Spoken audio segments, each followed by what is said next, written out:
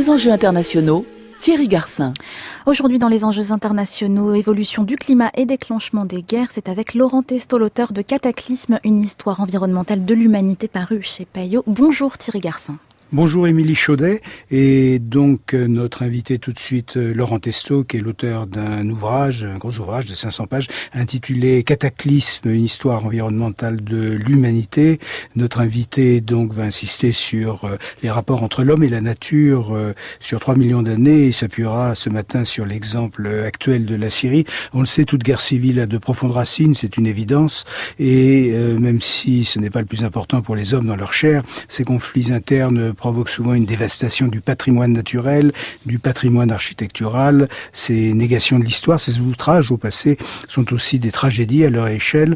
On se rappelle les conséquences du génocide khmer sur les temples d'Angkor, de la guerre d'Afghanistan sur les Bouddhas de Bamiyan, de la guerre syrienne sur Palmyre. Alors la question qu'on peut se poser ce matin à l'inverse, c'est si l'environnement et ses altérations, plus ou moins dues au réchauffement de la planète, peuvent en partie expliquer la survenue d'événements sociaux avec leurs effets directs dans le domaine politique, c'est-à-dire au fond les rapports entre le climat, la sécheresse, les moussons, la pauvreté et les insurrections populaires et les conflits armés.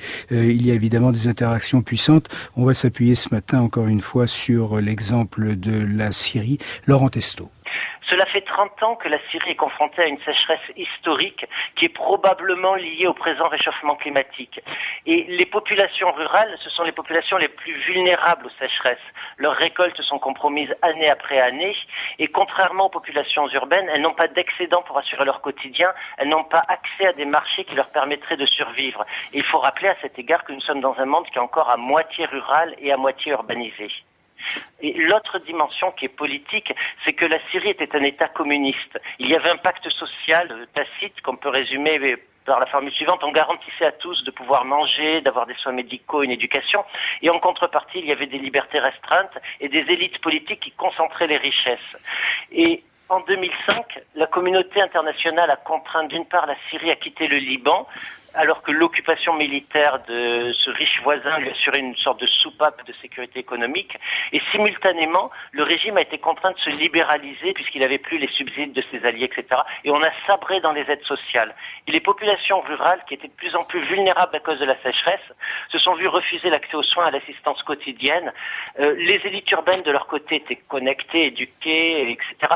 Et elles ont pris conscience de la corruption et de l'archaïsme du régime. Donc le mécontentement a grandi partout. Il aurait fallu réformer et le régime ne l'a pas fait. On a dit à un certain moment donné, Laurent Testo, et je rappelle votre ouvrage tout à fait considérable comme travail, c'est-à-dire Cataclysme au pluriel, une histoire environnementale de l'humanité, c'est aux éditions Payot. On a dit effectivement que la sécheresse et ses conséquences, surtout sur les populations, pouvaient avoir joué un rôle parmi d'autres dans peut-être pas le déclenchement, mais en tout cas dans l'accentuation du conflit syrien.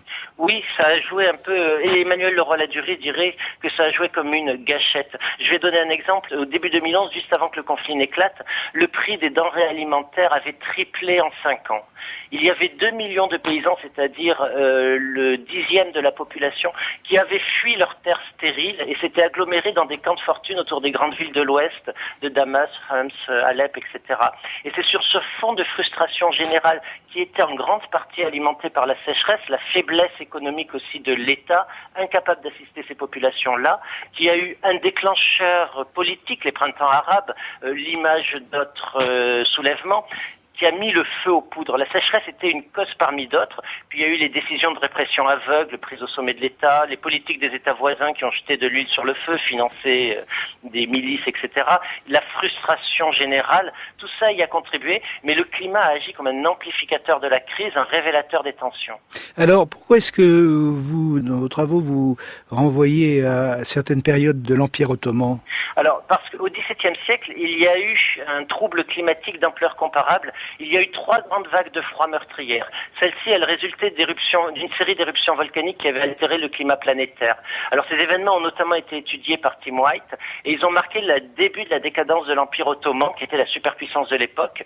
Les révoltes ont fragmenté le pouvoir politique, l'insécurité a désertifié l'arrière-pays et la population rurale a perdu la moitié de ses effectifs en un demi-siècle. C'était le début de la fin pour l'Empire ottoman et tout ça pour un petit degré centigrade de moins qui a entraîné des gelée intense, des pluies diluviennes qui a détruit toutes les récoltes pendant plusieurs décennies. Alors, du coup, Laurent Testo, question évidemment induite par ce que vous venez de dire, est-ce qu'on peut craindre dans l'avenir, compte tenu du dérèglement climatique, du réchauffement de la planète, etc., toutes ces conséquences, est-ce qu'on peut craindre la survenue d'autres conflits? C'est-à-dire, au fond, est-ce que cet environnement détraqué, entre guillemets, mes connaissances scientifiques s'arrêtant là, est-ce que cet environnement détraqué peut jouer le même rôle dans un certain nombre de sous-régions dans le siècle?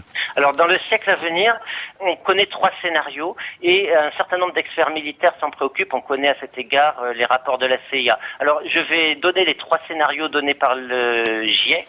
Il y a un scénario optimiste, c'est-à-dire qu'avec l'émission de gaz à effet de serre, nous serons à la fin du siècle à plus de degrés centigrades, mais cela implique que nous réduisons tout de suite nos émissions de gaz à effet de serre, voire les annulons presque, et que nous avons trouvé d'ici la fin du siècle le moyen de stocker le carbone déjà émis, c'est-à-dire de faire de la géo-ingénierie, ce qu'on ne sait pas faire et ce pourquoi le cadre international n'est pas prêt. Le scénario moyen, lui, il est à plus 3, plus 4 degrés à la fin du siècle. Cela veut dire que nous aurons réussi à réduire nos émissions de gaz à effet de serre, mais échoué à stocker les gaz déjà émis, ce qui aura prolongé par inertie notre trajectoire de réchauffement climatique liée à l'émission antérieure de gaz à effet de serre. Et il y a le scénario du pire, qui hélas aujourd'hui est le plus probable, c'est plus 5 degrés ou plus à la fin du siècle. L'humanité n'aura pas changé ses habitudes, on a continué sur la trajectoire présente, et a priori la civilisation telle que nous la connaissons se sera effondrée. Je rappelle juste, au XVIIe siècle, le climat terrestre s'est refroidi de 1 degré centigrade. Un historien américain a étudié les conséquences planétaires, il s'appelle Jeffrey Parker, et sa conclusion, c'est que cela a entraîné des famines et des guerres pour les ressources qui ont emporté le tiers de la population mondiale. Une variation d'1 seul degré a tué au XVIIe siècle un humain sur 3, parce que les sociétés humaines n'ont pas su montrer de cohésion dans l'épreuve.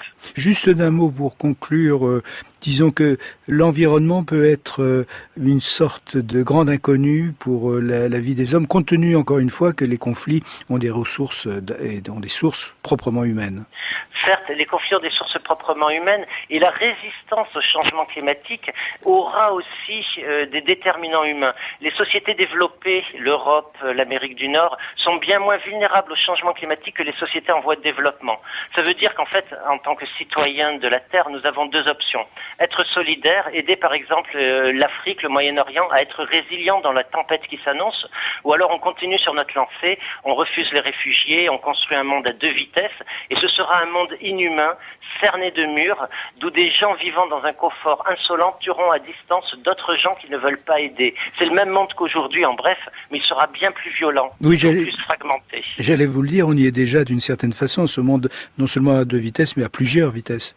Certes, mais je pense que le réchauffement climatique va aggraver les inégalités, la lutte pour la survie, et que nous devrons de plus en plus nous replier sur nous-mêmes et protéger notre prospérité parce que nous avons les moyens de la maintenir dans les pays développés en continuant sur cette lancée-là. Ce qui veut dire que la géopolitique va connaître sous peu une période de prospérité sans égale, à mon sens. En revanche, pour notre civilisation, pour notre éthique, je ne suis pas sûr que ce soit très positif. Laurent Testo, Cataclysme, une histoire environnementale de l'humanité, c'est chez Payot. Et évidemment, demain, nous nous retrouvons à propos d'ailleurs d'une autre guerre civile, la Libye, la perpétuation du chaos. Et notre invité sera Ali Ben Saad, qui est professeur à Paris 8, Institut français de géopolitique, et qui est géographe. Merci à vous, Thierry Garcin.